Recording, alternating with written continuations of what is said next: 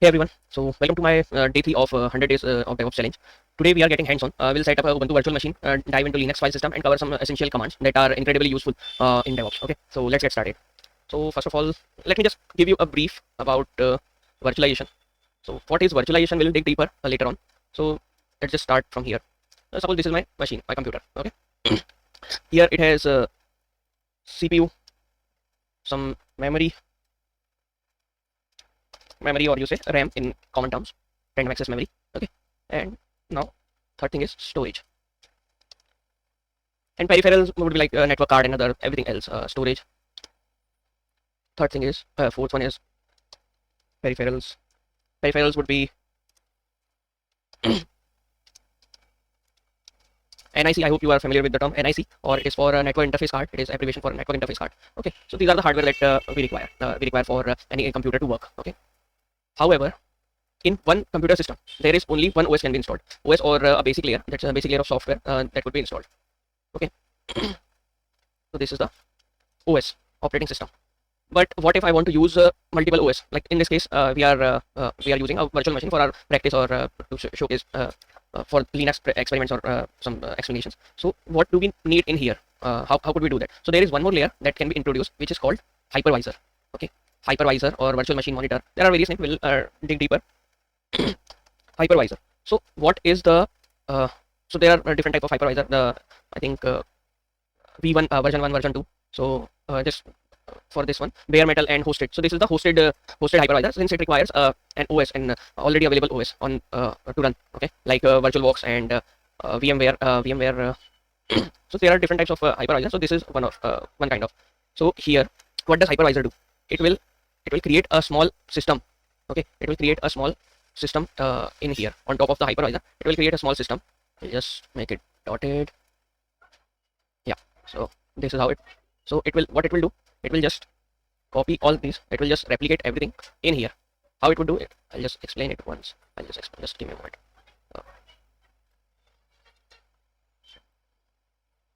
So it will just create a virtual machine on it, and virtualize everything, like CPU, memory, storage, network card, everything. Okay. Although it is taking everything from this hardware. Okay. This is the, let me just add it. Physical machine hardware. Let me place it somewhere. Yeah, so this is how it would look like right now. So here, this is the physical machine, and the one inside it on top of a hypervisor is the virtual machine. Okay, this is a virtual machine, or in common in abbreviation, it is very popular abbreviation, which is called VM. We have VM. Okay, Azure VM. There are multiple. There is this AWS EC2 instances, VMs, and all that. So these are all the virtual machines that are available, or commonly known as instances. Could be anything. Even a container is also termed as instances. So yeah, these are the terminologies we should be aware of. So this is called VM. So we'll be creating this VM. Okay, and get to know how it is working. Okay, so let's get started with our setup. So I think this is for this we'll be using Ubuntu server. Yeah, Ubuntu server image, Ubuntu server ISO. Okay, this is Ubuntu server ISO latest version. So yeah, and okay, it also provides a cheat sheet. So I think this would be a great help for us to learn. Okay, to move ahead. So let's get started with it.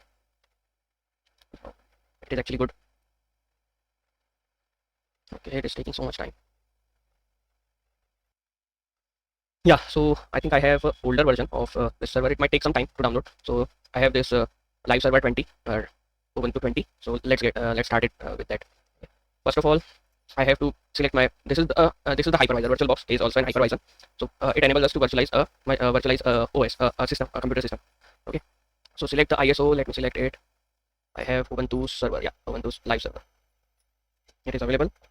Let's just name it 100 days of DevOps. Okay, this is the server name. Let's hide it or what. You have to let's manual. So here base memory would be, what would be 4096, 4 GB of memory I'm giving to it. Two CPUs I'm giving to it. So the new system that will be created in this VM would only have 4 GB of RAM and 2 CPUs. However, in physical hardware there are 8 CPUs and around 20 GB of RAM is available right now. Okay, so that's how it works. Now we'll just go. This is hardware. I think 50 GB would be sufficient with it. So it also virtualizes this one, and yeah, we are good to finish. Now let's get started. 1 minute. Let's just do one more thing. Mhm. Yeah. Go to settings, check what does it offer. So this is Linux 64-bit. We'll just move it down. Floss and floppies are not used. Hard disk. This is the display. It has virtualized the display. Acceleration would be the GPU, but I do not have the GPU available. It is an integrated GPU, but it is not that much powerful. Storage, Ubuntu Live Server. This is the ISO. This is the hard drive. So that's how it is. It has virtualized the CD-ROM and this hard disk, and then network. So network adapter is also virtualized. So I'll just here it is using net. We'll dig deeper. What is bridge net and other kind of networks available? What is net? What and everything in network part. So network is also is essential for this for the DevOps part. So yeah. So I have changed it to bridge adapter. We'll learn more about it. And so in brief, this bridge adapter would directly get connection from your Wi-Fi. Okay, your Wi-Fi or whichever modem you are using. Let's just get started with it. Since it is a server VM, it is very much optimized for server only, and the interface would be CLI only. So it would help us to learn. Though it would be difficult for us, or you can just use GUI and desktop version of Ubuntu. But I would suggest it is very lightweight VM. Even small configuration would work for it. Okay, so I am using this Ubuntu server. You can use even Ubuntu desktop, and everything would be the same, since it will just create an interface for you. Okay, in terminal also the same command would run. The same command in server would run in the desktop variant. Okay, so this is how it is called TUI. Okay, there is we have seen GUI, graphical user interface. Then there is CLI, where everything you have to run through command. Okay, and this is TUI, which is called terminal user interface. It will provide it provides a GUI kind of on the CLI itself. It is mixed of GUI and CLI, so it will take inputs from. Though mouse would not work on it. Okay, here mouse would not work on it. But when you press keys on your keyboard, it will take and like here, use up, down, and enter keys to select the language. Okay, so let's get started with that. I'm selecting English. Update to the new installer. Continue without updating. Let's just continue without updating. We'll get a minimal version. Keyboard US would be US. Network adapter, the one that we have set up, and it has taken the IP. Okay, let's just get it done. Proxy address done. No proxy address is given. Mirror address. Okay, let's just get it done. And hard drive. Yeah, this is the hard drive. We'll be selecting 50 GB, it is saying, so that is correct. And done. Continue. Okay, so what is right now, it will format that 50 GB of your name would be, it is Hari, server name would be 100. Let's just say Ubuntu. Okay, keep it simple. Pick a username, Hari, choose a password. Let's just keep it very simple.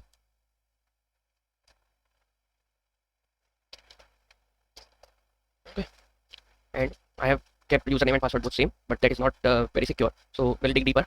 Okay, install OpenSSH server. Yeah, OpenSSH is a must. Identity, we have GitHub. You can store your identities on GitHub and then connect to it, but I will just go with this, or just remove it. No issues with that. We'll install it ourselves, and no other add-ons. Okay, it is getting installed right now. Okay, so this is how a VM would be created. You can see the logs over here, how it is getting installing kernel and everything. So what is kernel? I think yesterday I have mentioned the same term. So till the time, we'll just understand what is meant by kernel. So this is the hardware. Yesterday we have understood about some OS. Okay, so there are two parts in OS. Yeah, I think there are two parts in OS. First, it is called shell.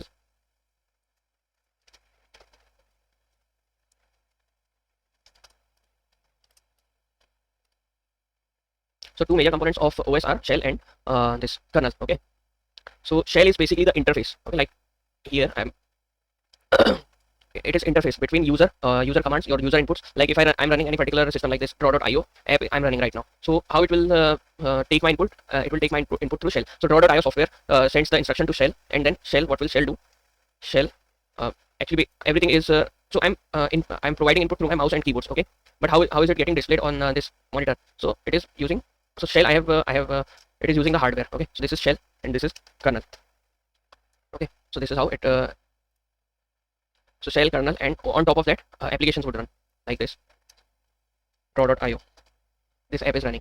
Okay, so this is kernel. So kernel actually interacts with the kernel is the very core of any operating system, and kernel interacts with these components: CPU, memory, RAM, storage. Okay, so kernel is responsible for shell. For Linux, kernel is open source, so you can build your own like Debian variant. Ubuntu is developed on top of Debian. Red Hat developed on top of Fedora. Okay, so that's how it will work. So This is how shell is just a CLI, okay, command line interpreter, and kernel is a type of low level programming. So there are different kind of programming language. So right now you are aware of this Python, JavaScript, and many other. So these are high level. There are low level like binary and I didn't recall it right now, but we'll understand more about that in our journey. Okay. So low level kernel is basically a low level programming. Kernel is a type of low level program that has interfacing with the hardware on top of which the application is running. So all the hardware kernel manages the hardware. Kernel interacts with the hardware, and shell interacts with the shell interacts with the user inputs. Okay, user interface. So this is how it will work. So we'll understand more on this one.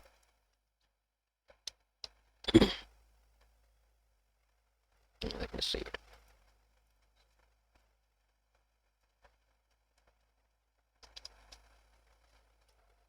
Okay, I hope the machine is ready.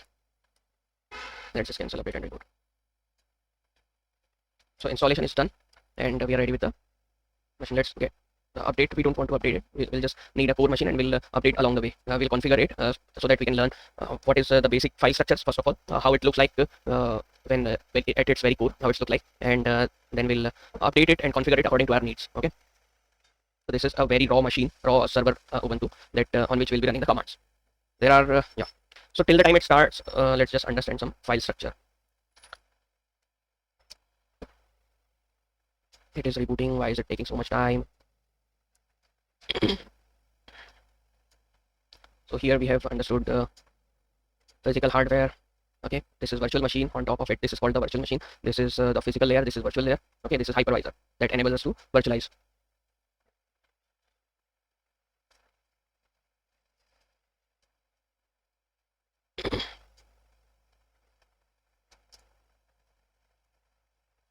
Till the time it reboots, let's just understand what is the file structure in Linux.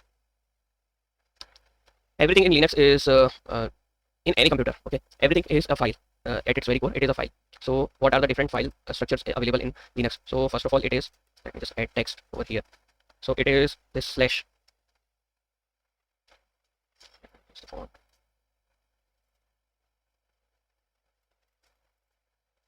So slash is the very basic. So the path that we give, where every file, this is the parent folder of everything in Linux. Slash. Okay. Then there are everything inside it. Then it goes like bin binary. All the binary files are mentioned in this one.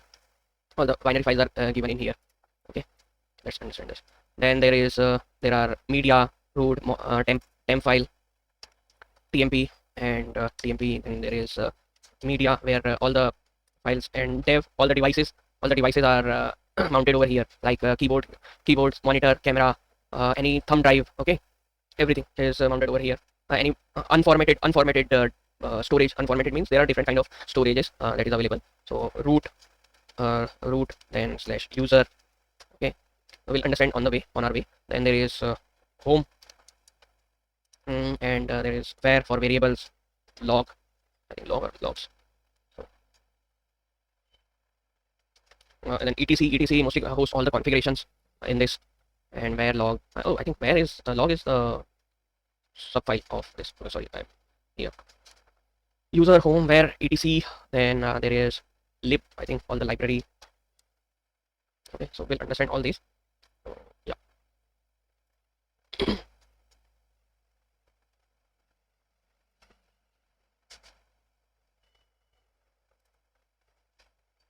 Let's check if our machine is ready or not. Close.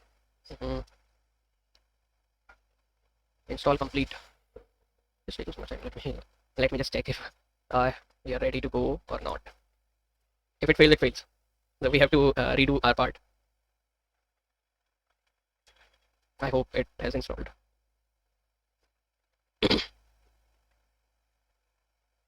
Oh yeah, it has installed. So we are good to go with this. Right now it is very. What is happening? Some logs are going on behind the scenes. Okay, so let's just log in. Hurry. There is a password, and yeah, we are in an OS, in a server OS. Okay, so there is so many things.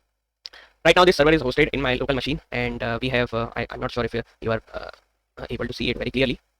Let me just zoom it a little bit for you guys. Okay.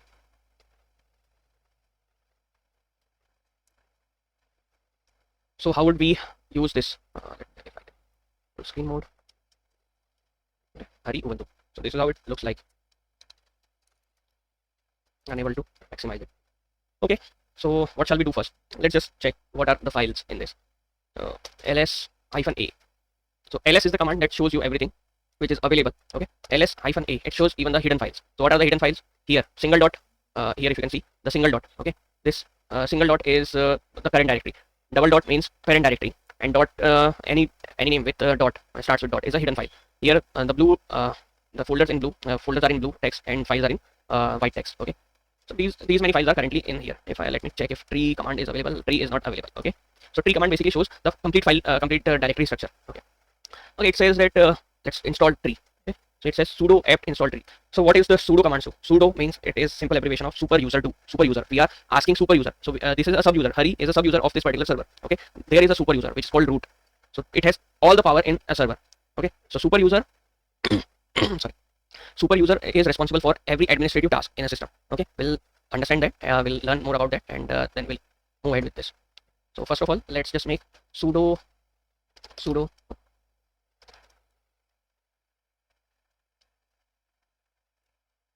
let me put it back. I think,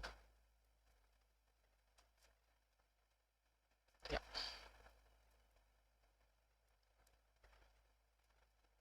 I hope this is convenient for everyone. Sudo apt install tree.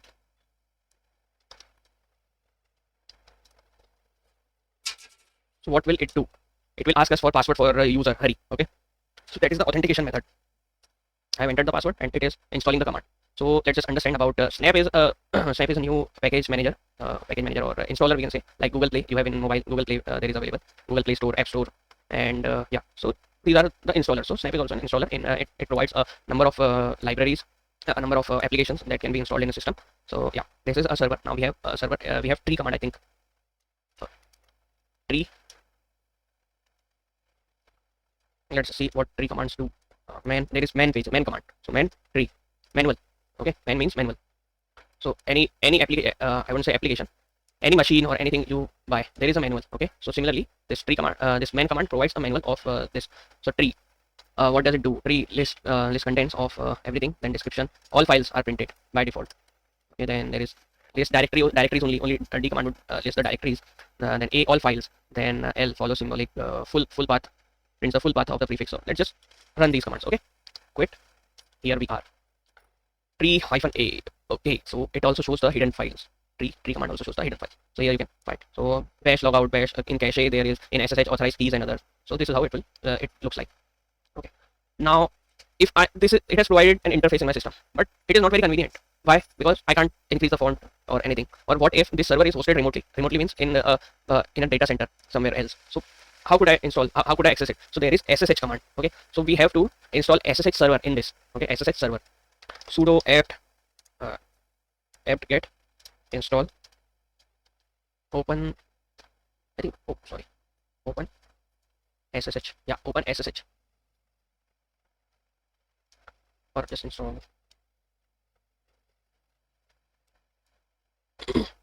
open SSH server. So what will open SSH server do?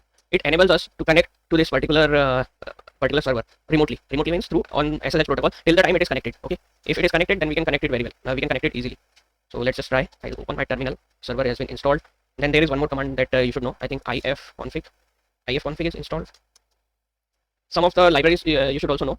So yeah, ifconfig is not available. Okay, that is the beauty of Ubuntu. It provides you, if it is a very popular like ifconfig is a command that this command belongs to NetTools library. Okay, NetTools package. So it will assign you like here IP adder show. It is IP adder. Yes, IP adder. So IP address, it shows the IP address. It is very basic command. Okay, and here one thing you should know, there is they say like there are different variations, different flavors of Linux that are available. Okay, Red Hat, Fedora, Debian, Ubuntu, and many more. But most important thing is 90%, 95%, all of them are same. Suppose here apt is the package manager, in Red Hat yum is the package manager, but they do the same thing. Okay, they install the package.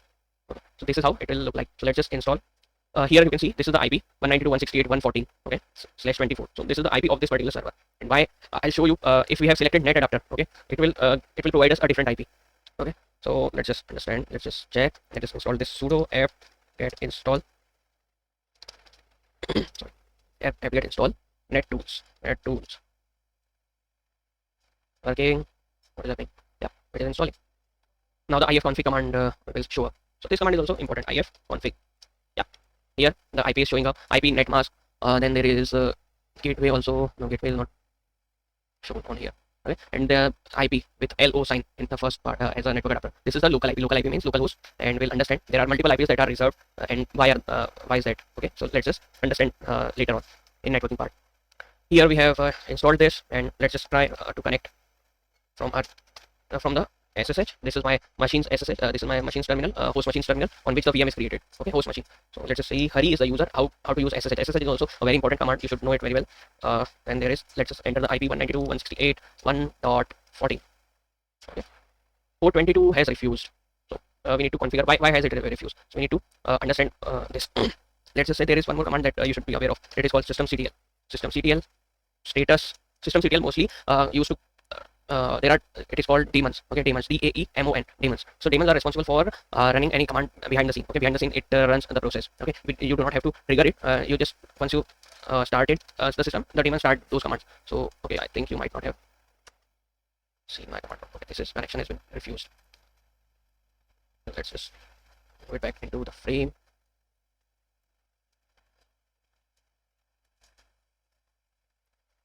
Okay, so this is my terminal. It has refused to connect. The VM has refused to connect. Systemctl status for what? SSHD. Okay, so SSHD is inactive right now. SSHD is inactive. So what we'll do? Systemctl enable. So it required me to provide authentication. So similar to sudo command, failed to enable, access denied. Access denied. Let's just do it. Sudo. Sudo means please. With please everything is solved here. Refusing to operate alias name SSHD service. So this is how you learn Linux. Every time you face obstacles and then you learn it. Okay. So sudo. Let's just update this system first of all. Sudo apt-get update -y. -y means it won't ask us to like yes no. Earlier we have seen, so it won't ask for that. Y means yes, approved. Okay, the repository this is no longer has release file. Updating files by default. Man page for repository creation. Clear is one of the command that will clear all the whole terminal.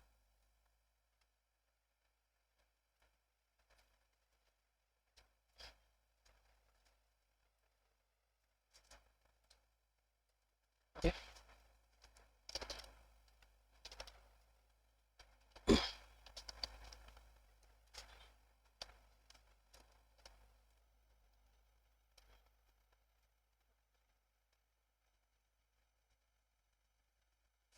So for SSH to work, port 22. Okay, there are around 65,000 ports. Depending on the protocol, there are much more than that.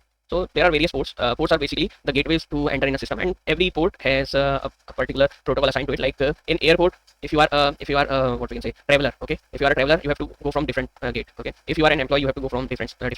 If you are a VIP, you have to enter from a different gate. So there are various protocols for which different ports have been assigned. Okay, so let's just see if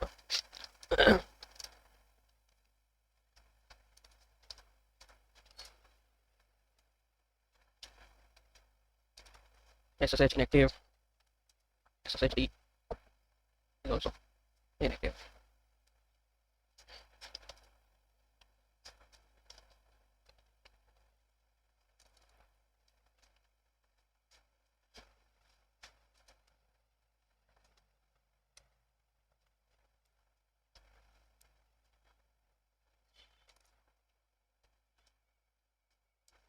Already the newest version is installed in this.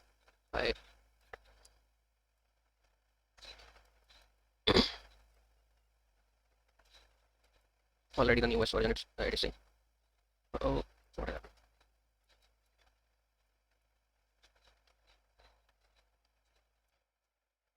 Yeah, so sometimes what happens is when you install a software, when you update a system or something like that, you have to restart it. I have rebooted this VM and now SSH is running. Okay, SSH is showing it is running. Okay, let's check SSHD. SSHD is also running. I think port 53 is on, and there is one more command to check. Let me just recall it quickly. So there is one command to check all the open ports. Somewhere.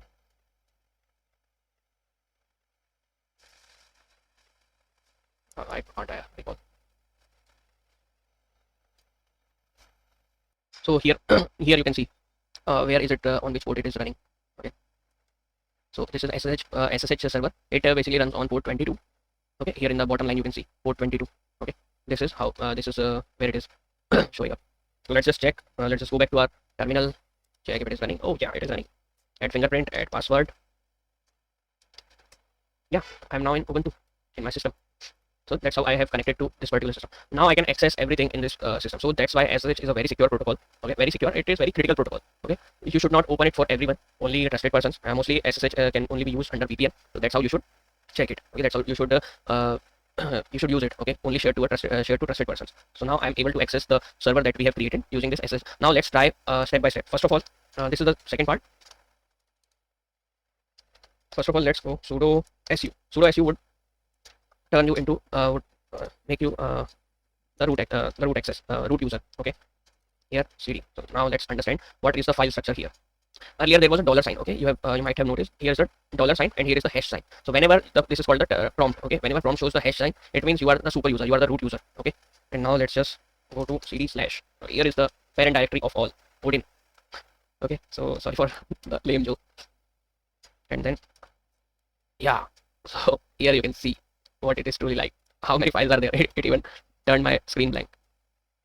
So these are all the files. I'm not sure if my okay my no problem with that. Let's just understand step by step. Oh, sorry. And tree. I'll also follow symbolic links. Level, yeah, level. So I just want to use a particular to a particular level. I think level would be 5 or something. There should be some kind of example. No examples are not given in this. No problem with that. We already got this one. Capital L. Okay. Maximum display depth. So let's just check. -A, -L, which would be, let's just say 5. Okay, here also still it is lesser than earlier. Okay, now it is very much at least readable. One. Okay, so these are the files that we need to check. So bin is both bin as bin, both of them are in user bin. Okay, mounted from user bin, mounted to user bin. Sorry, bin. This is boot. This is CD-ROM. CD all dev means devices.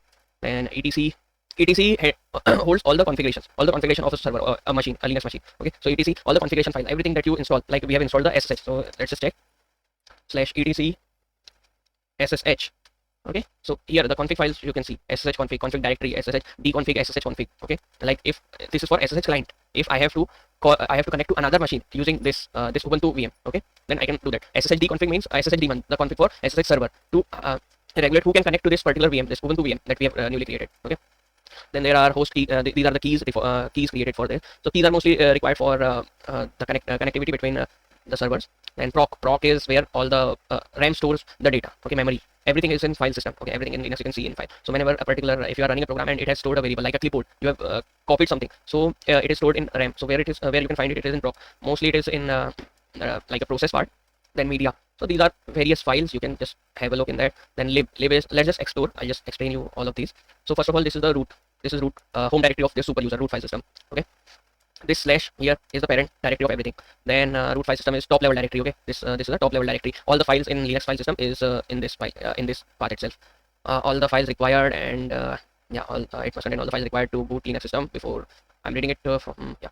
And then there is this bin directory. It contains all the executable files. Like if you create a Python program, put it in bin file, it will turn into a command. Okay, now let me just show you ls/bin. So some of the commands that we know, this netcat is a command, we found it. Then I think SSH would be also SSH. Here ls command we have seen, right? Yeah, here ls command we have seen. Then there is ls command. vi is an editor. I think tree would also be in here. Tree ssh top. Yes, here ssh command you have seen. Okay, sudo command you can see. Yeah, sudo command is also there. Sudo whichever command. I think there is tree also.